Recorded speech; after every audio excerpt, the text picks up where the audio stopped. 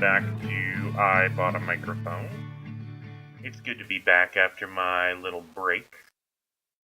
I hope you didn't worry too much. I just needed a break. I'm sure you could see after the last one I was a little strapped for ideas, and not so much that I don't have things to talk about, because, I kind of just talk about random shit that comes to my mind anyway. But, I don't know, I think just the need, the feeling that there was a need to do it, that I had to get it done, at a certain point kind of got to me. Because I did, eight shows, 9 shows, back to back, 9 weeks in a row. Pretty much, yeah, it was a pretty solid run. And, I guess if I'd never done another one, nobody else would care, but I think I would care. Though I think I should do more singing. I think that's definitely why I got the microphone. I didn't have a specific reason when I got the microphone. I just knew I wanted to do something with it. And I think that's what I really want to do, though I don't really know anything about music, so I guess I gotta find some program that can make music for me, because otherwise I'm screwed.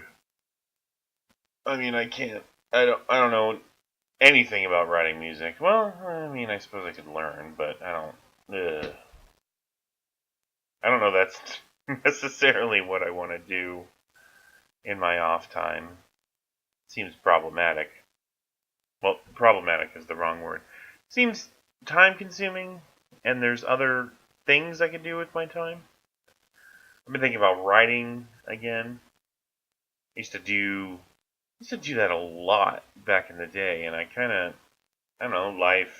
You start working at a job, and your soul just slowly gets crushed, and it's hard to find the inspiration or the drive, once your brain has been wasted doing, your daily menial tasks.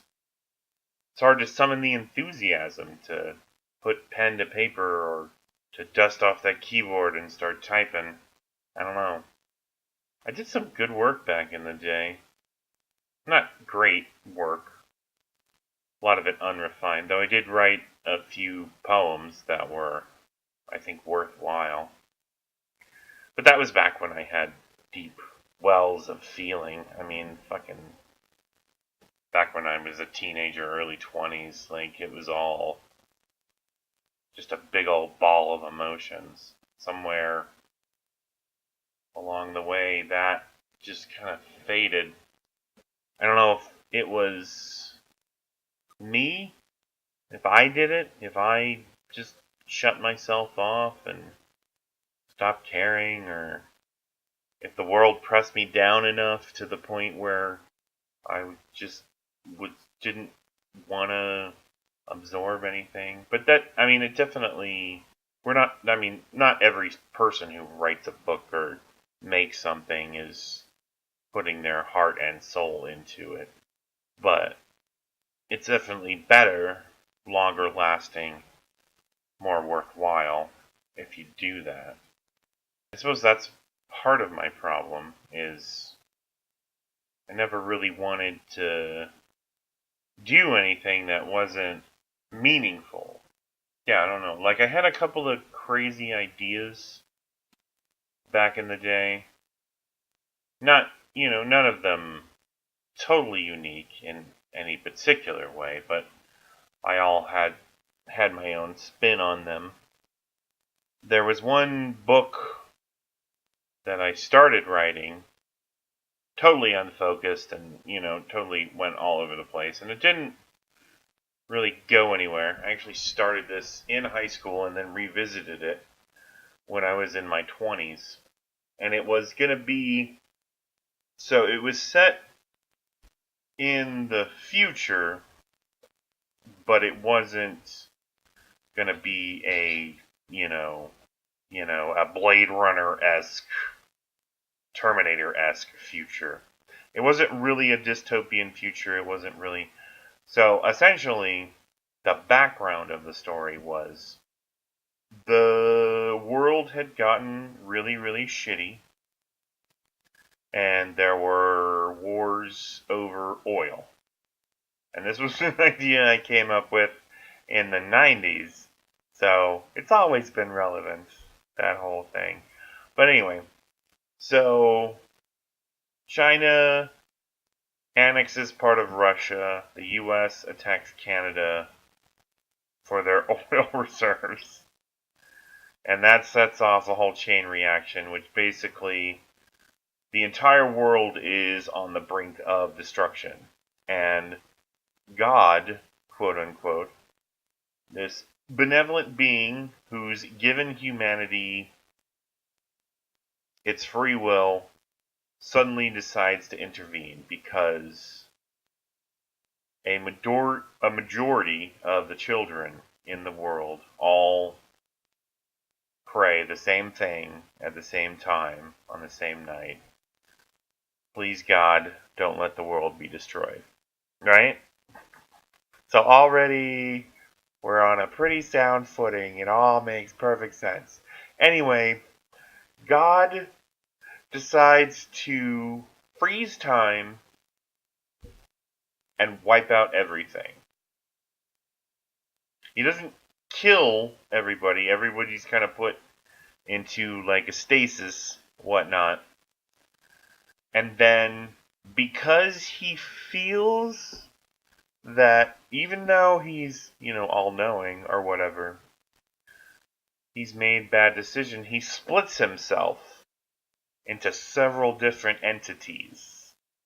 He takes his monotheistic point of view, his I am the one true God, and you shall not have any other gods before me, and he actually breaks himself into several different gods and creates a whole new society, a whole new world, and he takes cues from humanity's myths and legends and tries to create an idealized world. And when he breaks himself off, he creates other gods, different aspects of his personality, different aspects of himself, different aspects of humanity, because humanity was made in God's image. I'm taking certain things literally and spinning them. So these aspects of humanity, these new gods, they design the world, redesign the world to try to make it, so that even though humans can maintain their free will, the chance of destruction of the world is less. They remake the world in basically what can be described as a fantasy realm. Instead of technology, there's greater emphasis on what's called magic. It is hoped that in a less emphasis on technology and knowledge of the actual physics that make up the universe, there will be less chance of an apocalyptic destruction of the world. So humanity can continue. And they create, to keep humanity united, they create a common enemy. They create the orcs, which are, bloodthirsty, ravaging, destroying people. Orcs. If you know what an orc is, you know what I'm talking about. If you don't know what an orc is, I can't really help you. Skin's normally green to brown, and they have tusks, and they like to pillage, and they like to kill, and occasionally they rape. Marauders. So having humans having a separate, an actual different race, a literal different race from humans to fight against, they hope to help to lower the strife of humans. And then because of the evolution of the planet and the way that they shape the world, the new gods that are created, they bring elves in and dwarves in, just to make things a bit more magical. But the story, has very little to do about that in the beginning, which was kind of, I thought, was the brilliant part of it. And I don't know how original it is again, but essentially, the story starts as kind of a normal fantasy story. There is this guy who kidnaps a wizard using what's called the Coin of Madness, which is this MacGuffin that turns people crazy when you flip it, or turns them sane when you flip it, depending on how the coin lands. He kidnaps this wizard to bring to another wizard, this evil. So he kidnaps a good wizard, a teacher wizard, to bring to an evil wizard who wants to recreate the Tree of Knowledge. And he wants to recreate the Tree of Knowledge because he feels in his studies that there is certain knowledge that's been deprived humanity because of the manipulation of the gods, which he does not appreciate.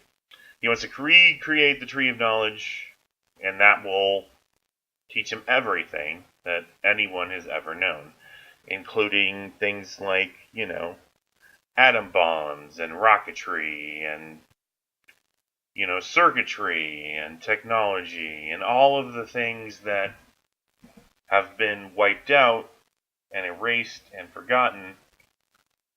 He wants to bring those back. So obviously magic was a bad idea. But, he's God. He's flawed. He's not the smartest guy in the world. And God has made a vow to not directly intervene with humanity ever again. He made a promise after the flood never to destroy the world. And I'll set my rainbow in the cloud, blah, blah, blah, blah, blah, blah, blah, blah, blah. So he didn't destroy the world when he remade it. He remade the world, so that's kind of a loophole. But when he did that, he made a vow to never directly intercede in the pathways of life ever again. He deliberately split himself into several different god entities so that he wouldn't be able to. So when our story begins, he sets a couple of young wizards who don't know a lot about nothing on a path towards, trying to stop this evil wizard from recreating the Tree of Knowledge and bringing back all the horrible things that God tried to erase in the first place. Which, it's not a terrible idea. And, it starts off in a pretty standard fantasy setting. Like I said, there's a MacGuffin, there's a coin that turns people crazy, and there's a mirror that can show you anything that you want to know, which is in the possession of a girl who is befriended by a bounty hunter. And then they meet the two wizard children who are, traveling to stop the... Anyway, everyone comes together, Fellowship of the Ring style, and they're told that they have a destiny. There's an elf whose entire family was killed, who carries two swords, and he's kind of a badass. Definitely one of my favorite characters. And I made a whole mythology of the elves that was kind of unique to this story, where elves kind of adapted to their environment. So, elves of the desert kind of grew to develop a sandy complexion to kind of blend in. Other elves of the forest kind of had a darker complexion with kind of green hair to blend in with the forest, and, shit like that. Thought it was kind of neat. I was gonna go other places. I never really got to the point of like where they got to the dwarf city or any of that shit. So I can't tell you how I would have done any of that differently. I got to the point essentially where step one, Lord, the king of the gods, the god figure who broke himself into several different entities. That guy comes down and tells, literally, they get a vision of God, and that guy tells the group of warriors what they need to do. Not directly intervening, telling them that they have to intervene or their world will be in peril. And gives them, just a couple of clues and whatnots, what to do. There was, he purposely created a adversary for himself to give the orcs something to worship and also to give the humans something to hate, something else to turn their hatred towards other than each other, which was Satana, which was a silly name. But also, I think he was kind of an interesting creation. So he's sort of like a centaur. He's got the body of a Clydesdale and the torso and chest of a man. But he's got 4 arms, and he's made entirely of like steel or iron. So, but obviously he can move around in that form. Still, I thought it was an interesting way to go with it. Pretty crazy, that idea. So again, it's got some solid foundation to it. I could never actually flesh it out properly. Oh, and then there's, okay. So the twist in this one, because that's not an unusual spin to the story.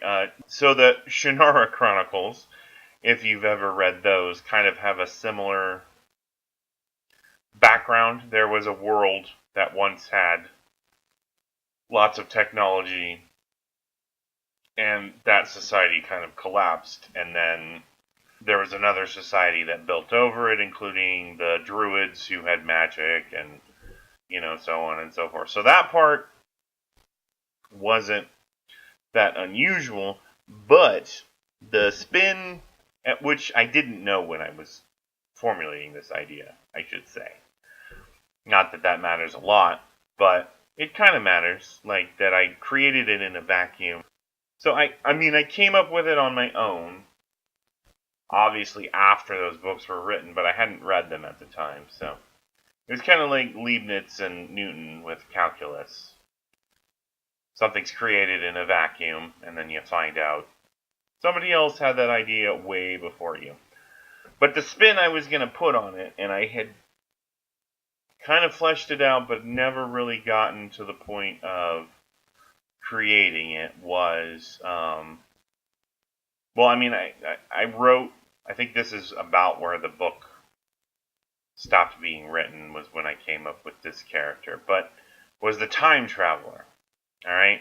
So the guy who, at the peak of of our society, at the peak of our society, there is a scientist who creates a rig that can travel through time.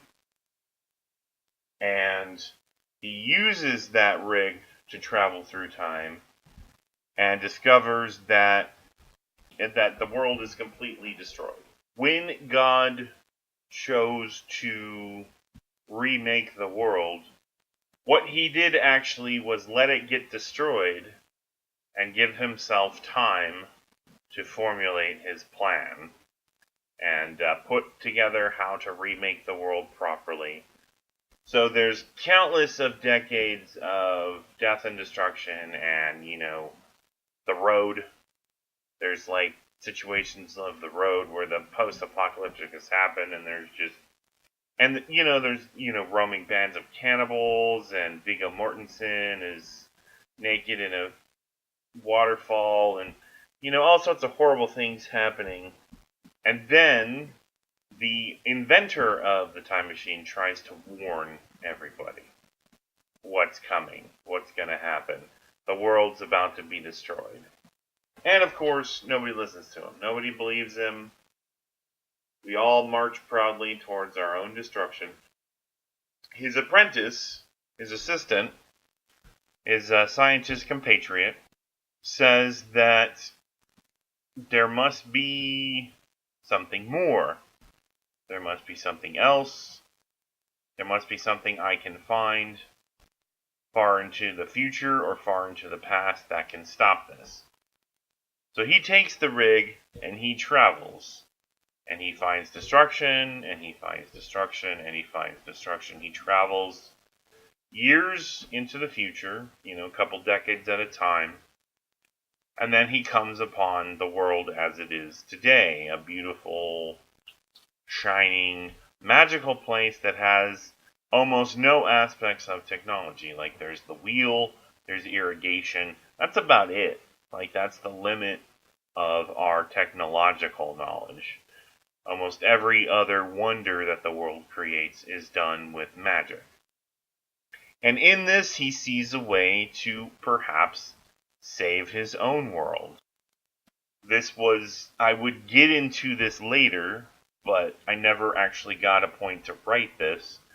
But I am of the philosophy, the, understanding that time is linear, and though it can be manipulated, it can be slowed, it can be accelerated, it cannot be reversed. If you were to go back in time and say, stop the assassination of JFK, then JFK is never assassinated, so you have no reason to go back in time to stop the assassination, so the assassination happens. That's what's called a paradox. And it is of my belief that even if somehow we found a way to travel through time, we would not be able to manipulate events. We could still participate in them, but we cannot affect change on something that happens. Now, that's what I like to call the 12 monkeys theory of time travel. Then there's the Back to the Future theory of time travel, where you can go back in time, you can change events, and affect events further in the future. Also known as the Terminator time travel. And, it's, I don't know enough about, quantum mechanics or,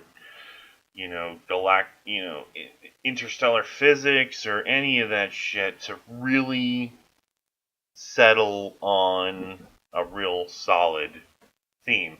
But the point of it is the time traveler comes to the future. He overpowers a bunch of orcs with his, advanced technology, his guns.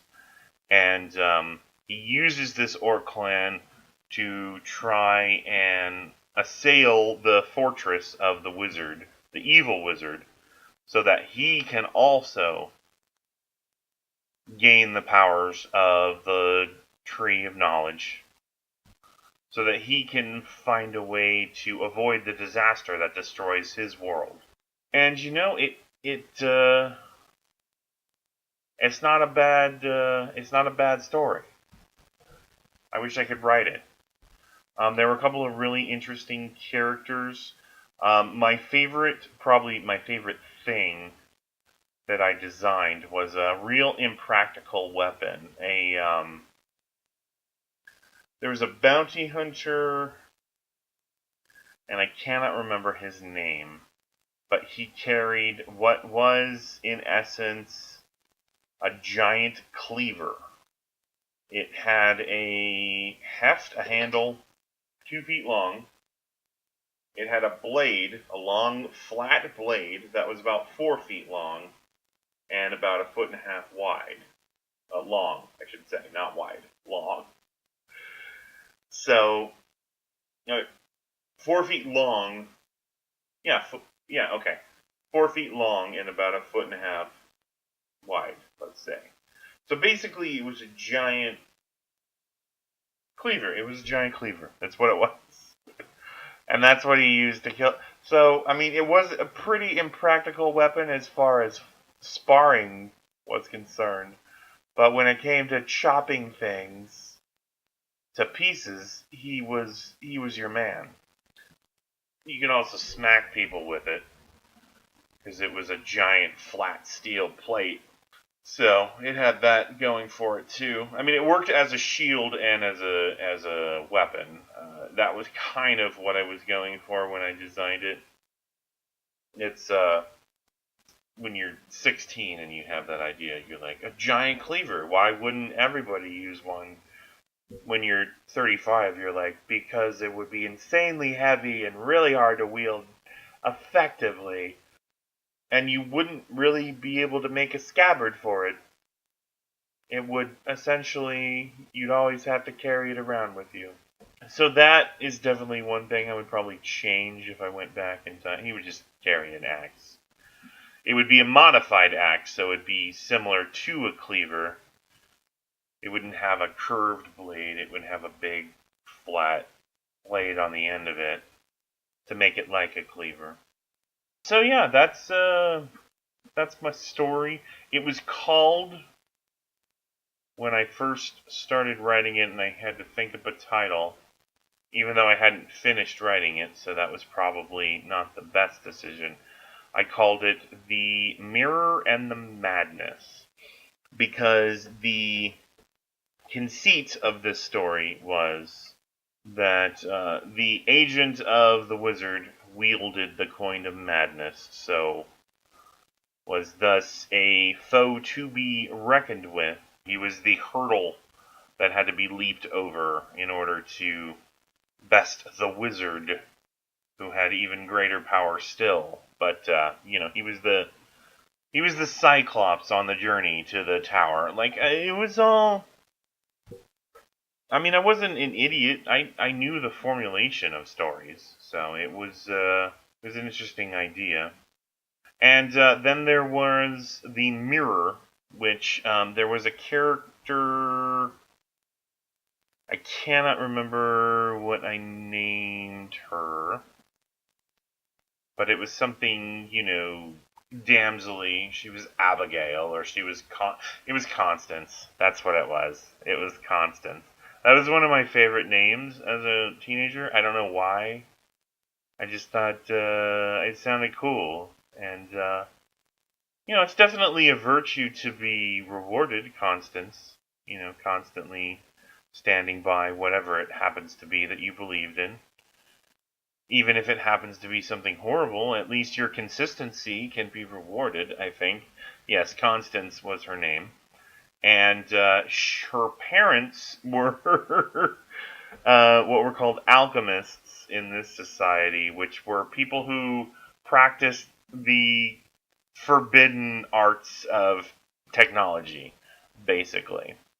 They used chemistry and, what's nots to create incredible things, and they combined their alchemy with magic to create a mirror, which, like the magic mirror from Snow White, had a personality and talked, but also had the capability to show you anything that you wanted to see.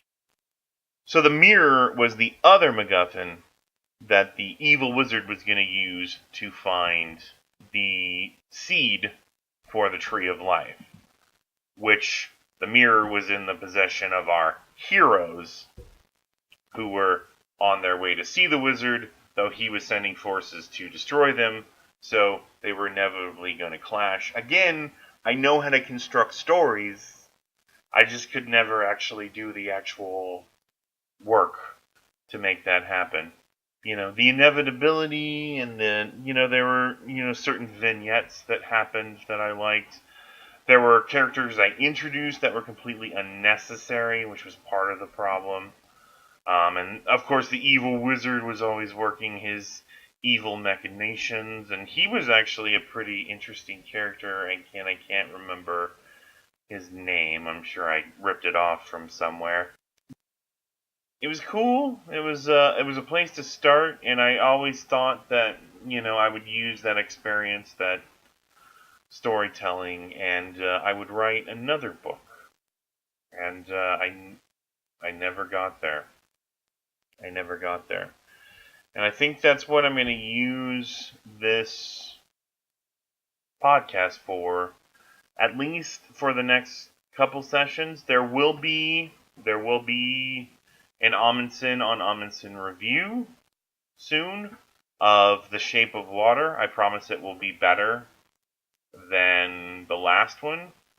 There will also be an Amundsen on Amundsen review of another movie that I'm not going to talk about right now, but I watched the other night for like the fifth or sixth time, and I fucking love, and it'll be a good time either way. But also, there's a couple of other ideas that I had for books that I thought were really interesting, and I think I'm gonna just use you people to kind of talk out my ideas and see where that goes from here. Because I'm gonna start writing soon, even if I just write 1,000 one-page stories. If that's what it takes, I'll write a book of 1,000 stories, and I'll publish that under the nom de plume author guy. Author R guy. No, under my own name. I always thought Matthew Amundsen would look great in print because my name, my first name is longer than a normal first name, but it's shorter than my last name, so it would sit up there in big letters, Matthew, and then my last name, Amundsen, would be underneath it in smaller letters. So like the Matthew would be like half as big as my last name. But I'd also be in the A's in the fantasy sci-fi section, so I'd be one of the first ones that you come across. Be like, Matthew Amundsen, what the fuck's this guy writing about? Oh, the future that's kind of like the past, but it's a fantasy world? Oh, I've never heard of that before. Oh, but he's got kind of a weird spin on it. Time is immutable and unchangeable and ever flowing forward, and we cannot rectify the mistakes of past, and only looking forward can we, change our future. Can we make the world a better place? We cannot look to the past for solutions. We must look forward. And we can't make America great again, but we can make it great.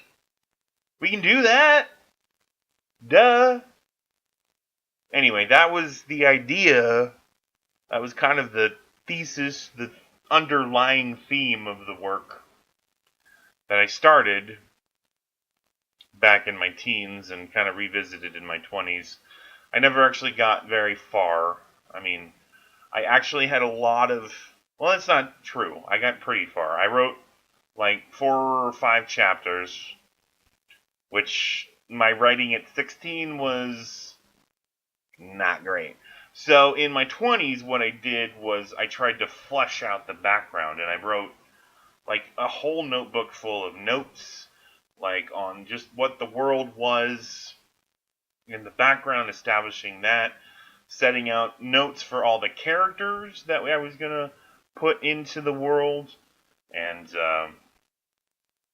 then I stopped. I got distracted by video games and booze and, just kind of did other things. But I always hoped to get back to it, or something like it, something else.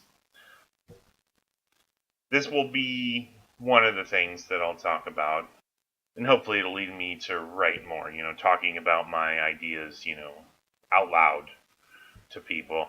And, if you've got any fucking commentary, any, thoughts on any things that I said, if it's a complete waste of time, if it's something that you're interested in, either way, let me know.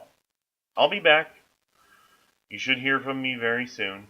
And I'm sorry it took me this long. I just needed a break. That's all. But I Bought a Microphone is back better than ever. And you'll be getting more shit from me very soon. I love you guys. Everyone who listens, everyone who doesn't. I love all of you.